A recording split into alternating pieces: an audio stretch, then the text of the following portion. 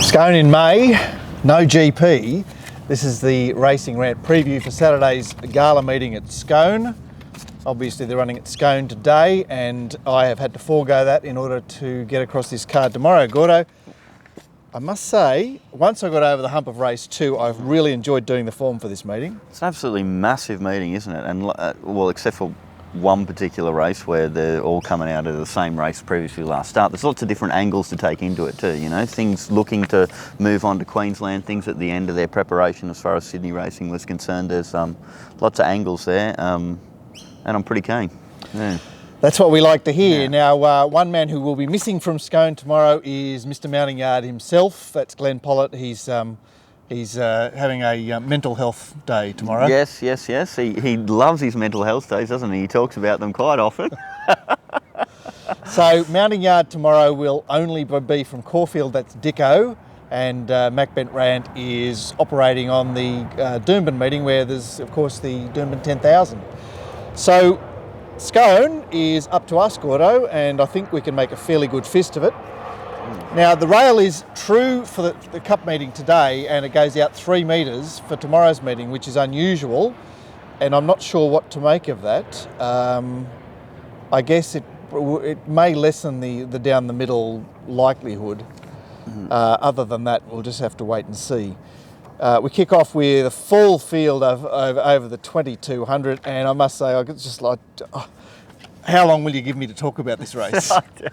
I tell you what, nothing excites me more than doing the first race on a program and it's over 2,200 metres. It's a bit of a downer for me, but on this particular occasion, you know, I'm keen on a horse in this race. Right, well, $3 is the favourite Interlocutor, $6 Great Glen, $9 Richard of York, $11 is Woogok, then we go to 15 San Pablo, 17 is Crosley Hotshot, 17 Mr. LeBrock, and 17 Looking at You. So obviously a fair bit of Hawkesbury into this, but lots of other form as well. And San Pablo, who's the last up winner at Canterbury over 1900, steps up to the 2200 here and looks to seek the lead. Woogok will be a competitor for the lead. Looking at You hops out and doesn't get involved this time after taking it up at Hawkesbury. Get on the Grange is forward, as is Plot Twist. Ascot Red looks to seek a prominent position, stepping up in distance, and I'm not sure whether Crosley Hotshot will go forward or back, but it'll be game on here, because if San Pablo takes the lead from Woogok, then Woogok may well then try and wrest it off him again. Okay. And that may be the reason why the favourite is, it's a pretty tight price because it's a deep race. But Gordo, are you Beedman or Waller? I'm Beedman. You know, I've been keen on this horse, ever since, like, watching its trials, which hinted to me that it had some sort of ability, even though it didn't really do much. And then it's run against Sedancer at Newcastle, which is a reasonable form race, isn't it? Because that Up and Rolling, very famous horse that now, isn't it? So, yeah, we've seen it since Canterbury, I'm not sure. No. Yeah, and super impressive, although it beat nothing last start. So I am keen, but you're right. Like, it's screwed down, isn't it? Yeah, it's very screwed down, particularly when, you know, you've got this massive field and there's a couple of other little angles there. The other one I'll give a quick mention to, and then I'll let you talk about this race for the next 15 minutes, is number 2, Richard of York. It hasn't done anything wrong, to be honest. Yeah, but I think the problem is it comes back in distance, it's on a dry track, and it loses McAvoy. Yeah, 21 days off. But anyway, look, it will grind home, and I'd suggest Richard of York is racing very well at the moment, and he just might have his eye on a race in a fortnight's time, and this race is keeping it boiling. Yep. Doesn't stop it from winning here. Great Glen obviously won the lead-up race at Hawkesbury. Oh, there you go, look. You're in for your own. I'm getting attacked. You're on song. Yeah. He's got a chance. Crosley Hotshot had a last start city run and a high rating race, I'd suspect. I certainly think he's a good roughie at $17. And Woogok is a horse that's primed again after going back to the 1900 off a break. He really couldn't win that race, so I'd suggest that despite the fact that he's going to have to be part of the speed battle, that he's going to run well. And the other one I want to mention is Ascot Red, who is the real roughie. He's $51 here. He's been looking for a suitable race. He hasn't had much opportunity in the last 12 months, and his last 2 runs at Canterbury have been under the radar. I'd suggest that Ascot Red is ready and will improve sharply tomorrow. But clearly, Interlocutor is the place we all have to start, and as I say, just a bit of a disappointing price. Race 2, the 1100, and where the hell do we start here? $7 Upscale, who looks unlikely to run. $6 is our favourite first hand. $8 Sangiovese, who of course was very close up to Lucinari in the 3-year-old fillies race here last year. $8 Shahrazad with those great first up numbers. $10 Ozark. And then where are we next? $9.50 the Brisbane horse Land Office. And that's pretty much your market. We've lost Lake Lugano, so she's not going to participate as far as the speed is concerned, leaving Salerno to launch forward from a wide gate. Hot Hit could go all the way forward from his outside draw. Good old ISO Rich, good to see him back. Gender Bien won't be far away. Escrimador off a long spell. Land Office down from the north, as I say. First Hand and Sangiovese are just off the speed here. Anything to say? Oh, well, it's a very tiring race. I'd only just realised then that Lake Lugano was scratched. So the two I had on top were actually number 2 Upscale and Lake Lugano, and it's looking like neither of them will run. Took the, the other one, the one that's sort of tied to Upscale in some way, shape or form is number 6 First Hand, but I wouldn't be taking that price. Well, what do we make of its disastrous first up run in Melbourne? Yeah, well, I mean, you go down to Melbourne and you run and you come back up this way. Normally it's a pen for me, but this is Scone, so I can sort of like forgive that to a certain degree.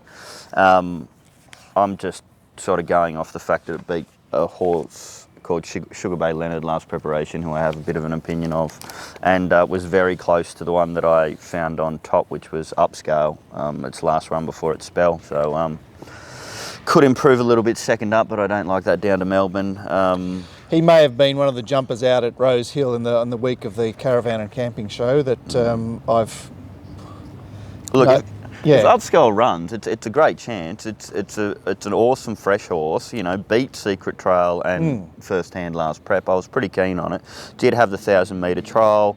If you notice previously in its preparations, it's had more than the one trial, but I was going to overlook that because I was really struggling to find something I wanted to back in this race.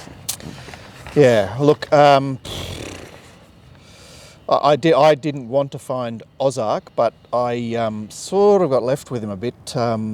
He was very well suited winning at Canterbury last time, but finally did race off the speed, which I think suited him. I can see the appeal of Sangiovese, who's let us down a bit in the last 12 months. And, well, Shahrazad, I know she's got that good fresh record, but last preparation, she was just terrible behind Samantha at a closing run there. I don't know if I can get that out of my mind. Land Office looks a horse that can participate here. It's just the right level for it. And I do want to make mention of Hot Hit, who was ridden terribly by H. Bowman on a track where you had to be inside, and he just made a few runs on it, was always wide, and is a horse that's going to be out of the market and capable of doing something here. So what weight can Glenn Schofield ride at? I don't know, 55? Oh, okay, he's that heavy, is he? No, it's just Jay Ford on Shahrazad. Yeah. That's race 2. Look, it's a race that I struggled to get my head around, and in fact it nearly prevented me from doing the rest of the card. Race 3 seems much cleaner. Almanzora is our favourite at $2.90, $4.40 second pick Debonairly, $6.50 stablemate of Almanzora Epidemic, and then we're out to $12 number 1 Exceeds off a break, and next best is $17 Lipizan number 9 resuming. Debonairly will seek the front. She came back to the 1100 the other day, and I see no reason why she wouldn't be taking it up. Lipizan may press on from the deep with that rider fresh. Almanzora posies up, and I had Cinque Stella not far away. That's pretty much your speed. Gord, Al Manzora's had a trial since she raced way too fresh and pulled hard in that 1200 metre race. That was a complete forgive run. I'm crossing that off. I've got a big opinion of this horse, and not so big opinion of Corey Brown. Yes, and look, Ty England's on fire right now, particularly when he's riding for the Beedman stable. He's the right one, isn't he? The Beedman stable. So I think this is a moral, absolute moral. I think the price at the moment is absolutely sensational. I can't wait to wake up at 9 o'clock tomorrow morning and find it gone and back it everywhere. If it's still there, we'll see. Yeah. Right, God likes to set his alarm for 5 minutes to 9. Yeah, no, massively keen. The danger is obviously the gay horse, was it Debonair or whatever, but I think this is the best horse by a country mile. I love the trial. What about the format of that trial? The format of that trial is absolutely fantastic, and this horse was the best trialer. So yes. It's a mile. You're getting very excited. Any opinion of this? Epidemic, of course, debuted early season. It was the horse that Gunn was on, was trying to get a run, couldn't get a run, and then got a run and didn't actually do anything. Yeah, they've got a bit of an opinion of it, but I think it's for later down the track. So, I mean, they're basically three in the market. Of course, Exceeds won a 1,000 metre race at her second start at Randwick. She then went through the Mincer, and she's had a freshen up. Just can't remember what she did in her trial. But I had her a bit longer than she is. That's race 3. Race 4, again over 1,100, so our third straight 1,100 metre race. And what a gala this is. So, Juicy race. Oh, isn't it? so good, Fantastic. so good. I just loved doing this race. $7 Eckstein, $8 Miss Debutante, $8 Snitty Kitty, $10 Smart Amelia, $11 Zumbalina, $15 Kalkini, $16 Infradig, and I missed $9.50 Gibraltar Girl. Speed galore here, galore. We've got Bellavino, who's a 1,000 metre bunny. Miss Debutante is drawn widest. Snitty Kitty is fast. Difficult to get is fast. Balancing Act, of course, difficult to get is a second emergency. Balancing Act is quite fast. And Conchita has the blinkers on from gate 2. Mm-hmm. Let's go, guys. Sitting behind the speed, I had Fickle Folly, who would like to lead but won't get there. Suspenders and Test the World. Where did you start, or did you start? Yeah. I started, I've been a fan of Eckstein and couldn't find a way to make money out of it because Heather Poland was riding it all the time. I see Mitchell Bell's on it now, and he actually rode it in the trial as well. And each trial was absolutely sensational. And I know you'll look in the guide and see it's only at Goulburn, but it was against Fell Swoop. There's nothing wrong with that trial. I think it's come back even better, and I am pretty keen on it. Admitting that there are quite a few other horses with chances in the race, so that'll be a win bet for me, and I'll be hedging on a few of the others. What do you make of Miss Debutante? Well, she won on the bias day at Canterbury. We saw her step up to this sort of level in the Inglis race at the end of last December, and Geneto pretty much had her on a dime. So I must say I didn't see that this was sympathetic to her. I recognised that she'd come back well, but this looked just too much pressure for her. That was the factor for me, that I thought she might be gone, and then although she won with the bias, she showed that she was back.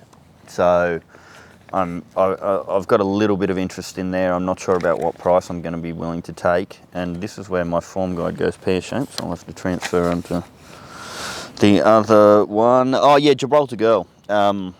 Great race for it. Yeah, it seemed to set up perfectly. Ty on fire. Got the job done last start. Did have sort of favours, got the right run, but I think it can springboard off that, so that's got a good chance. I had a question mark about 15 Once Wore a Lady and 17 Kawakini.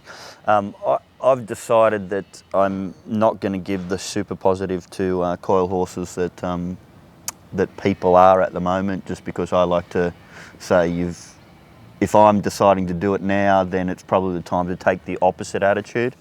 So I won't be backing it, but it is, what odds is it, mate? It's $15 with tab. Okay. Yeah. Awesome race. The one horse I'll definitely be winning on is number 1, Eckstein. Yeah, who's an awesome horse. I wonder if she's slightly off her game first up. Yeah, well, I just wonder whether she's a much better horse once she's got that run under her belt. yeah, well, It's hard to tell because Heather has ridden her in 2 of those first up runs. yeah, and the trial just indicates to me that we can ignore those first up stats. Okay, I remember Emotional Circus winning this race, and it was 5 years ago. She came off winning the 1200 at Rosehill the week before, came back to the 1100 of this race and blew them away. Kawakini looks a lot like Emotional Circus to me. She didn't win the race last week, but she got beaten by a very smart horse. And she has a lot of style about her. Suspenders is a horse that went very well, just had Diddums on toast at Canterbury off a hard run, and resumes here for mystery trainer Melanie O'Gorman. I heard her on radio this morning. Seems like it's Gerald Reinhorse, isn't it? Yeah. She's sort of like just Pre-training it. Yeah. Looking after it. Yeah. Anyway, she does actually know what she's doing, and Tim Clark booked to ride, and it was $31. Look, there were 3 horses that ran around in a seminal race in Brisbane late last spring, early summer, and they were Eckstein, Gibraltar Girl, and Suspenders. And the inside was off, as it usually is at Eagle Farm. Suspenders drew gate 2. I think Gibraltar Girl drew 6 and Eckstein might have drawn 12, something like that. And they were all together at the finish. They were all together in price, and I think that that's a good indication. So Tim Clark booked for Suspenders. I'm keen. You got your teeth into this race, didn't you? That's absolutely sensational information. And I must say that I'm quibbling with Snitty Kitty, who looked good at Caulfield last time, but just set herself up at Caulfield and then sat on the leader, and everything went perfectly. Tegan Harrison to ride in a pressure race, I didn't see it. That's the front half of the Scone card for tomorrow. Don't forget, no mounting yard mail for Scone tomorrow, but there is mounting yard mail for Caulfield. And we'll be back in part 2 with the quaddie legs from Scone. Oh.